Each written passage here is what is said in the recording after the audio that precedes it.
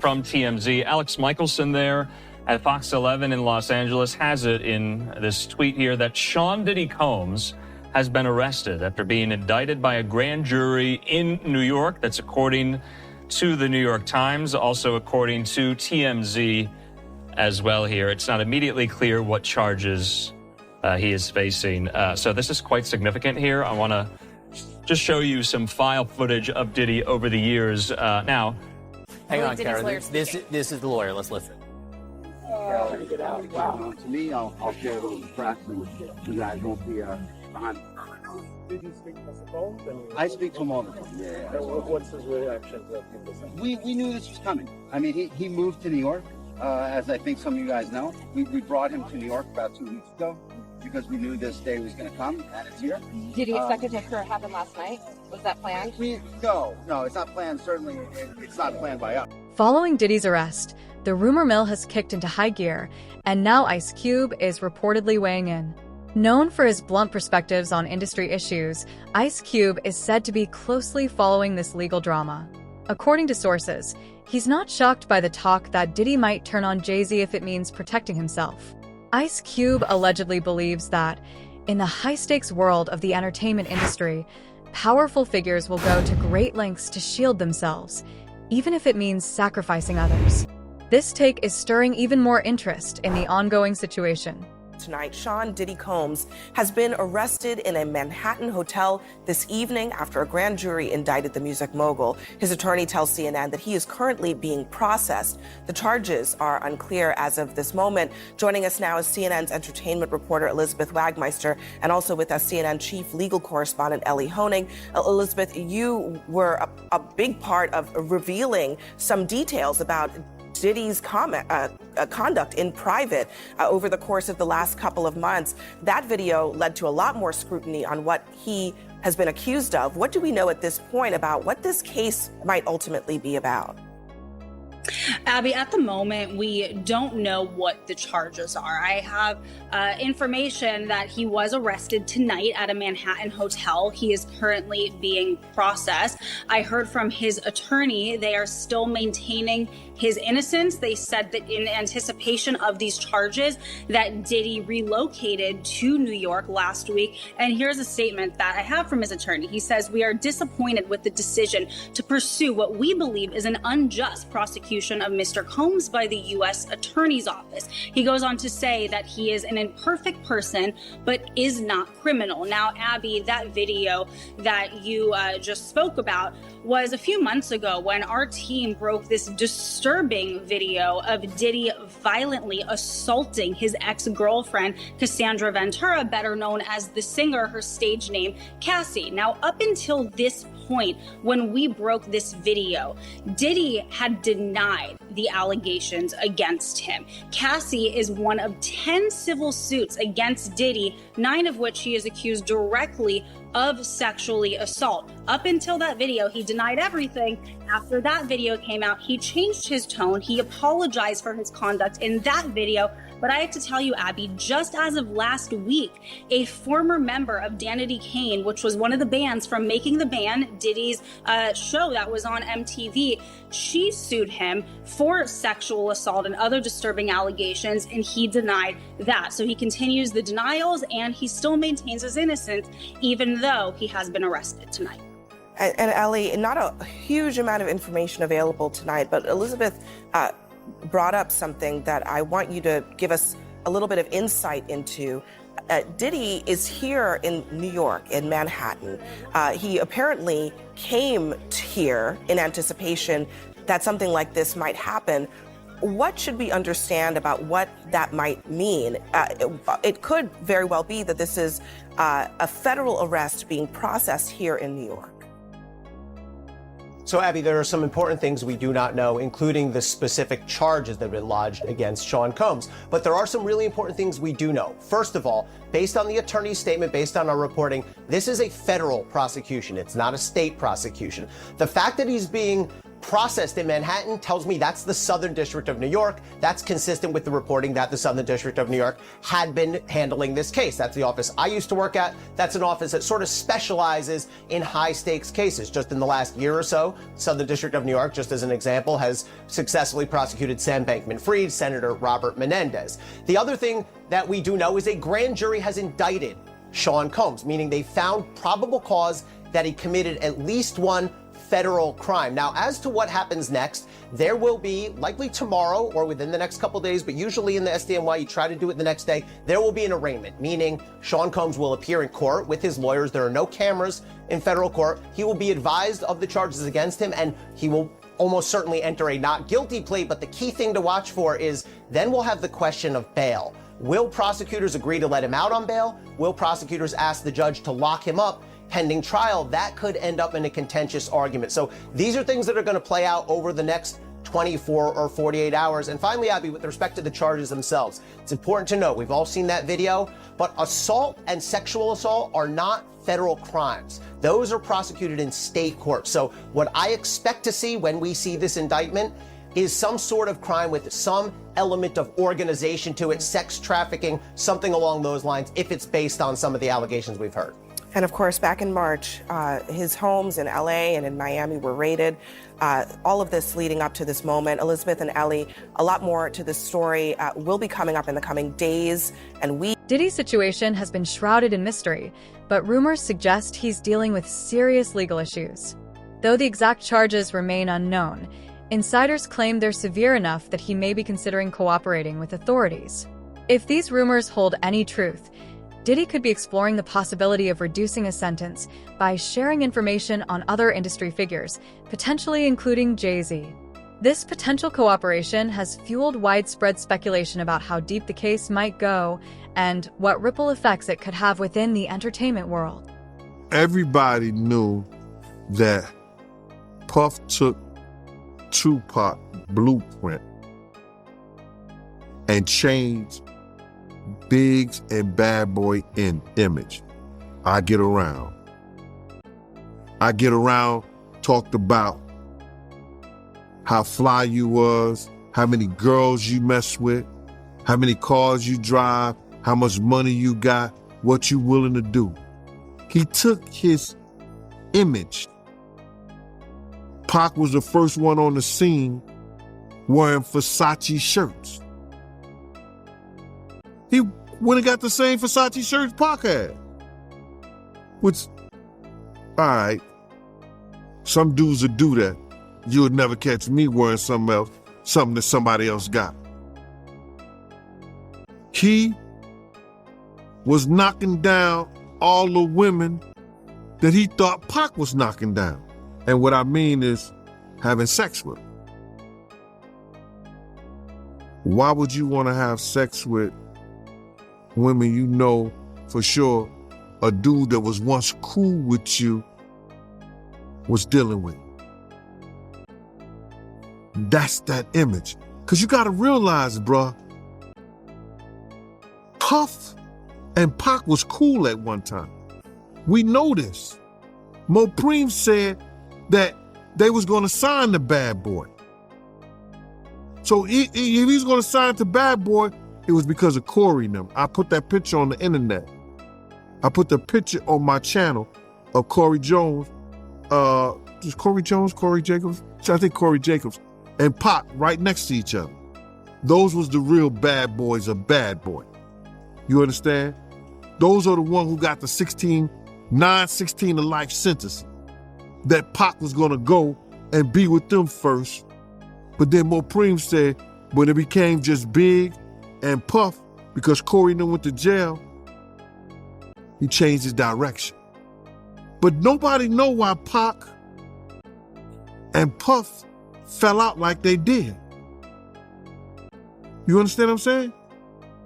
Nobody know why. But Puff had an obsession with him for whatever reason it was, because he started wanting to act. He started wanting to rap. He had an obsession so bad that at his Grammy Award winning speech, he used the same speech that Pac used. That shit is crazy. So when I say I'm obsessed with talking about Puff and telling y'all the truth,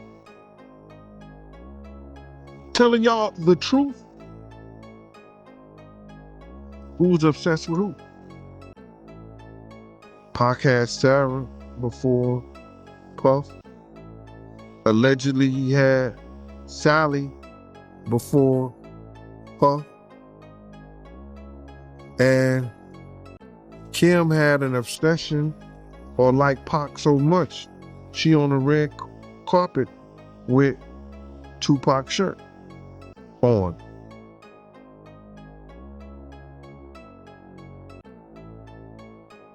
Who's obsessed with who? So you believe Diddy, he only got with Sarah Chapman because Pac, he had her at one point. And it was a bet in the office. Sarah was messing with an NBA basketball player. Puff bet all the niggas didn't believe that he could get it within 2 weeks. $100. So she actually was a $100 bet that he got. And who was the NBA player? I think it was Gary Payton, allegedly. That's what he said. Somebody said, she messed with Gary Payton? I bet you I get it. I bet you I have it within 2 weeks. Me and him and Sarah went to this party in Chicago that he was hosting with the Streets Entertainment. And we went to the store called Cranberry and I forgot Cranberry, and it's one of those stores like you get fragrance and you get candles, colognes and stuff like that. It's called Cranberry and something. And from that point on, yeah. But you gotta realize, Misa and Kim was friends. Misa and Kim was friends. He started dealing with Kim over Misa. Kim and Sarah was friends. I mean, hand to hand, pots and pans. They was close. They all used to, Sarah, Kim, and this other girl, I think she was from Atlanta. What's her name?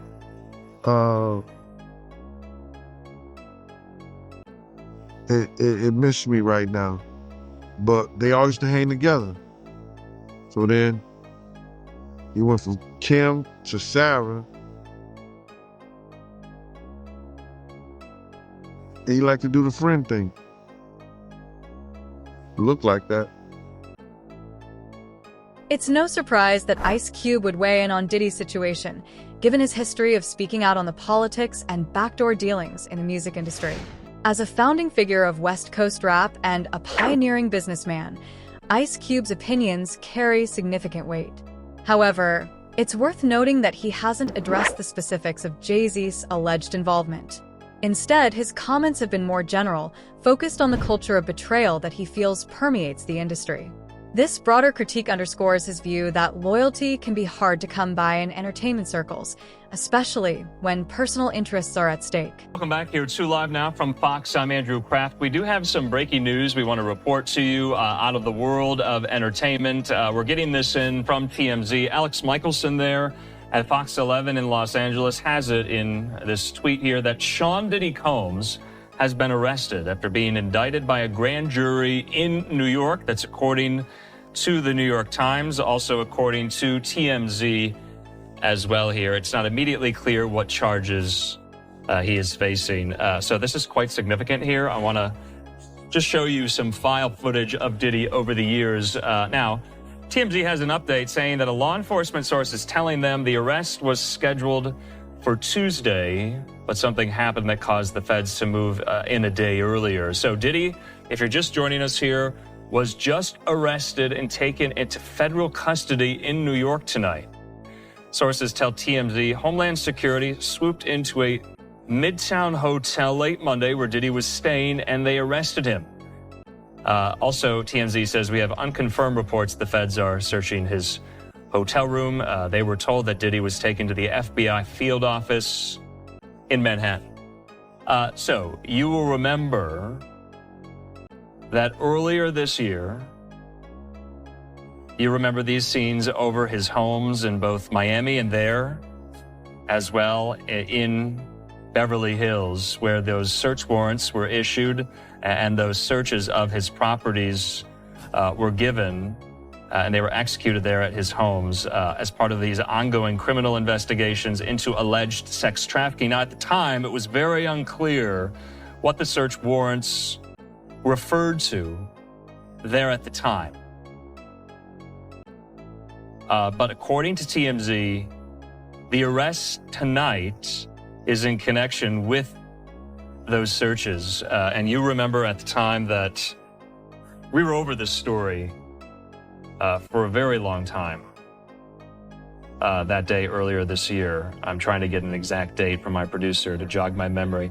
March the 25th. So March 25th, the same day, 2 of Diddy's residences were searched by federal law enforcement there in Beverly Hills and his home in Miami in connection to what we knew at the time was an alleged federal sex trafficking investigation. And you remember these scenes, his mansion there in the Holmby Hills and his mansion there in Miami. So this is breaking right now. We are working to get more details. We are working to get more people on the line to help us make sense of what exactly happened today. But all we know right now is that Diddy has been arrested in New York. The New York Times and TMZ both have it. I have it up here at the New York Times. They say this, I'm reading from their piece, that Sean Combs, the music mogul whose career has been upended by sexual assault lawsuits in a federal investigation, was arrested in Manhattan on Monday evening after a grand jury indicted him. Now, this is important. At the time, we brought on legal affairs journalist Megan Cuniff, who is based in Los Angeles, and she noted at the time, back in March, that it looked like these warrants were approved by judges in New York, which led Megan Cuniff to believe at the time that maybe the U.S. Attorney's Office in the Southern District of New York was the lead on these probes and these investigations into federal sex trafficking allegations here. Now, that was Megan Cuniff's supposition at the time. I think it has borne out now because Diddy was arrested by federal authorities in Manhattan. And from what I was told, from what I remember at the time, a judge in New York signed off on the search warrants for the searches of his properties in Los Angeles and in Miami. Now, if we get any more clarification on that, or if Megan Cuniff, who we might bring on, can correct me if I'm wrong here. But at the time, Megan Cuniff, we had asked her, would Diddy be held liable, or would any legal action be taken against him personally in the immediate wake and aftermath of those raids on his mansions in California and Florida?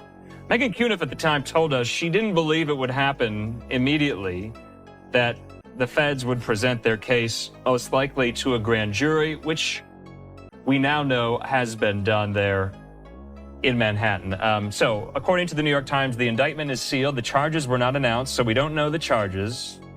But they have a source that says the person familiar with the prosecution, they believe Combs is being charged with racketeering and sex trafficking here. So 7:30 here on the West Coast, 10:30 there on the East Coast. This is a breaking news story right now regarding the music mogul, the hip-hop legend, Sean Diddy Combs, being arrested by federal authorities today in Lower Manhattan. If Diddy decides to cooperate with law enforcement, the repercussions could be enormous.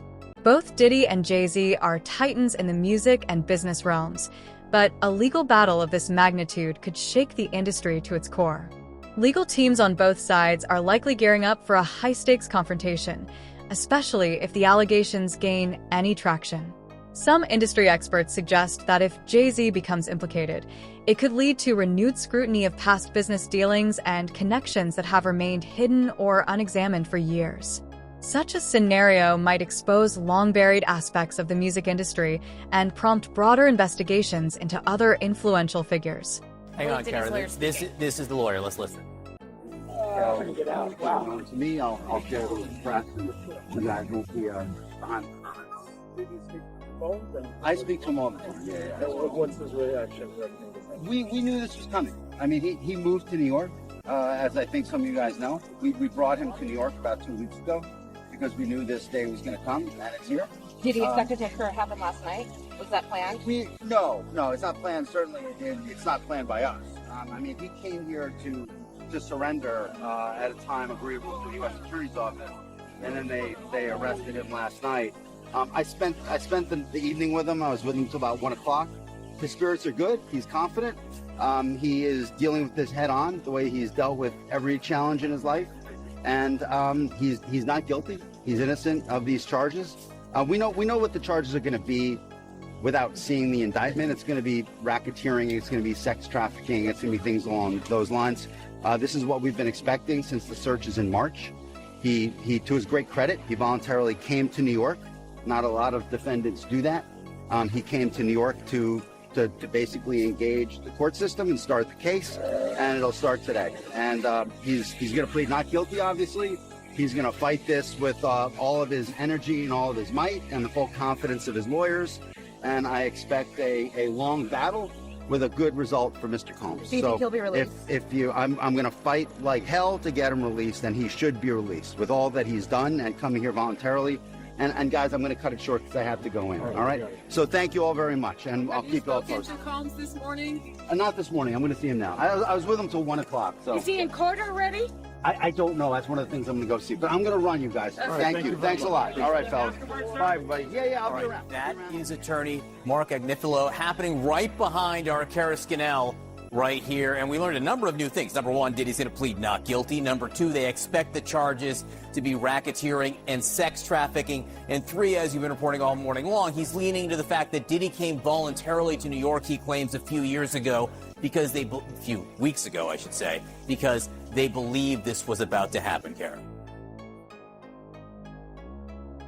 Right, John, that's right. I mean, this investigation really entered a new stage last spring when Diddy's homes were searched by Homeland Security investigators. Those homes in Los Angeles and in Miami, they seized his electronic devices. And a lot of the women in their civil lawsuits had alleged that they were filmed doing these sex acts. So that is all evidence that the prosecution has been looking for, and it is possible that they have recovered some of that. But we will learn more details of that once this indictment is unsealed. And as you said, Diddy's attorney, Mark Agnifilo, is saying that he expects this to be racketeering and sex trafficking. And he also said that he is going to try to get Diddy released today. That is one question that is unknown at this point, of whether prosecutors are going to seek to detain him.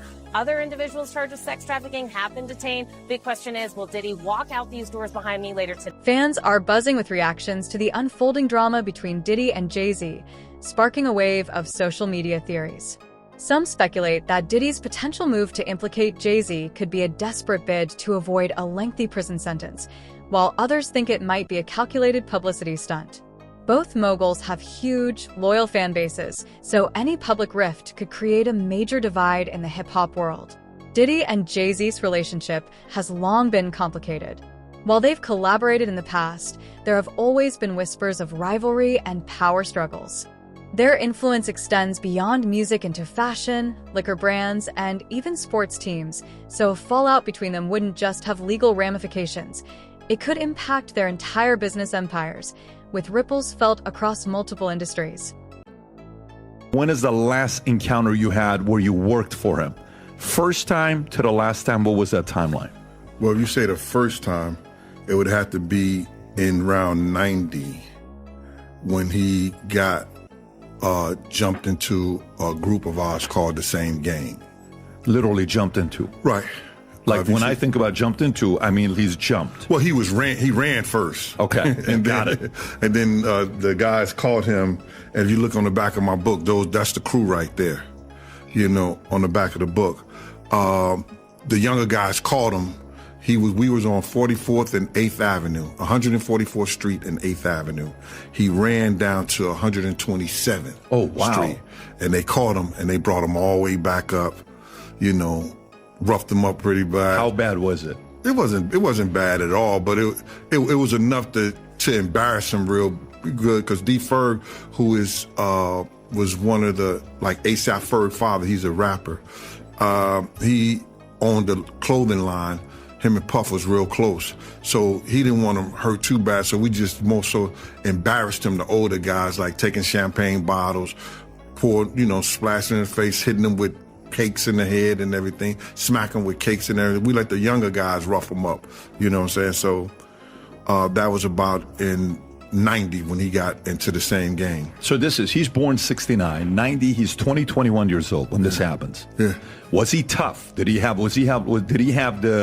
His father was a tough, somebody that was in the military and was linked to Nicky Barnes and Frank Lucas, and he was a heroin dealer. So maybe he had a little bit of the genes, but was he somebody that you would say he was a tough guy, he could stand up, he wasn't afraid? Puff wasn't no pushover. Okay. I don't know why people would think that he was just a total pushover. He knew, like certain guys do, they know who to mess with and who not to mess with. Got it. You know what I'm saying? And that's any guys in the street. It's very few guys that don't care who the guy is. You know what I'm saying? Like, when I grew up in St. Louis, we went toe to toe. We didn't care who you was or where you was from or what's your size or nothing like that. We were taught like that.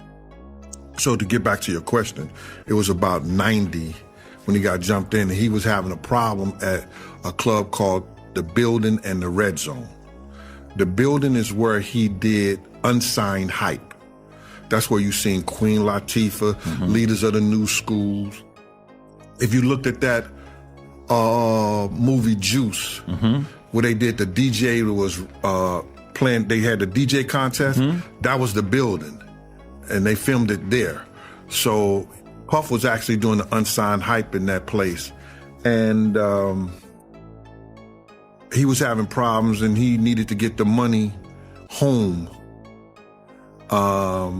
He needed to get the money home, from collecting the money that night at the place, then make sure he got home safe. So D. Ferg said, why don't you get Gene? Gene will do it for you, you know what I'm saying? So he asked me, so I was making sure that he was taking the money back to, at this time we were going to 111th Street and 5th Avenue, where Kirk Burroughs used to live at. And I would either follow him. Right now, everyone is watching to see how this will unfold between Diddy and Jay-Z. Will Diddy actually turn on Jay-Z? Or is this just an exaggerated rumor? If Diddy does decide to cooperate with authorities, it could mean big changes for both of these entertainment giants. As this story evolves, we'll be keeping a close eye on any new updates. Stay tuned for more as details emerge in the coming days and weeks. I feel like with Diddy, we didn't hear that much. We knew that he partied hard. We knew that he was always going to high-profile events and all of that. But I personally have never heard any rumors surrounding any wrongdoing or anything having to do with him. This is an artist who really came to prominence in the 90s. We remember all of the videos. He was very close with Biggie Smalls, who also tragically lost his life back in the late 1990s, early 2000s. And so he was somebody who had this whole orbit around him, and so many different artists like Maze and all these different folks that sprung out from this record label and orbit that they were in. So he had a huge impact on what R&B and hip hop looked like in the 90s and the 2000s, and continued to be influential today in terms of other artists that have, gained prominence and gained fame, as well as him as a producer, having this really huge presence in the industry. So absolutely, this is a bombshell, and this is something where the impact is going to be reverberating around the globe for a variety of reasons. But during this era, Diddy did have some trouble with the law. Back in 1999, he was arrested and charged in a shooting at a New York nightclub. His then-girlfriend Jennifer Lopez and rapper Shyne were also arrested. J-Lo's charges were dropped, but it was Shyne who faced the most serious charges: 3 counts of attempted murder and criminal possession of a weapon. Ultimately, both Diddy and Shine went to trial. Diddy was acquitted, but Shine was convicted and sentenced to 10 years in prison. He was released in 2009 and deported back to his home country of Belize. If we're looking at it in the 1999 lens, or the early 2000s when they went to trial, what was everyone making of it then? So I think people were not like horrified per se. I think they looked at it as, well, this is part and parcel of the hip hop industry. I don't think it was very shocking because, there's definitely a perception, somewhat reality as well, that there is violence in the hip hop community and sort of that beef between different groups or different labels. We all know about the East Coast, West Coast beef that was going on during the 90s with Tupac on one side, Biggie on the other. So this was something that was an outgrowth of that time frame. So I don't think folks were super shocked at that juncture. I think what was more shocking was sort of Jennifer Lopez's involvement in all of this, because I don't think, even though she was like, yeah, I'm Jenny from the block, I don't think anybody really saw her as really going to be that, quote unquote, that chick who is, coming with the firearm and is going to, hold it down and ride or die for her man. Like, I don't think people really saw that of her. So I think that was the most shocking part of the case back in 1999. So we've got these allegations that Diddy was responsible as the shooter, but also allegations that J-Lo carried the weapon that Diddy used in the shooting. What's interesting here is that Cassandra Ventura, known publicly as the singer Cassie, says Diddy made her do the same thing. She filed a lawsuit in November of last year, laying out some pretty severe allegations about Diddy. To start, there's that gun allegation that on at least 2 occasions, Diddy demanded Cassie hold his gun in her purse. The lawsuit goes on to state, quote, there was no clear reason why Mr. Combs required her to hold his gun, except to reinforce to his young girlfriend that he was violent, powerful, and dangerous. Not only did Jennifer Lopez allegedly bring the gun to the club, now we're also looking at years later, Cassie coming forward and saying that Diddy forced her to carry a gun with her when they went out to different events. So again, I think that this is more along the lines of, when you look at this from a domestic violence lens, from the standpoint of the abuser being very controlling and demanding certain activities to prove loyalty, to basically put yourself in a bad situation where only he can be the one to save you, basically. So in seeing that, the parallels between J-Lo's experience and Cassie's experience, number one, it brings more credibility to what Cassie said in her pleadings. But also, again, it causes us to look at Jennifer Lopez and be like, some of the comments she made about the end of her relationship to Diddy, in terms of, well, there was infidelity, and, she kind of skirted the issue a bit. But when you start to look back at her comments, you start to think, ooh, were you in a domestic violence relationship with Diddy, much like how Cassie ended up in a domestic violence relationship with him? What would have made her want to come forward, and what did you take away from that civil suit? So the reason why she came forward at this juncture is because New York and California both passed laws around, which was called the Adult Survivor Act. So that basically extends the statute of limitations. In the high-stakes world of hip-hop, where power and fame often come with secrecy, nothing stays under wraps forever. With rumors of Ice Cube weighing in and speculation swirling around Diddy's arrest and its potential impact on Jay-Z, this story is quickly becoming one of the year's most explosive. Keep checking back as we follow every twist and turn in this unfolding drama.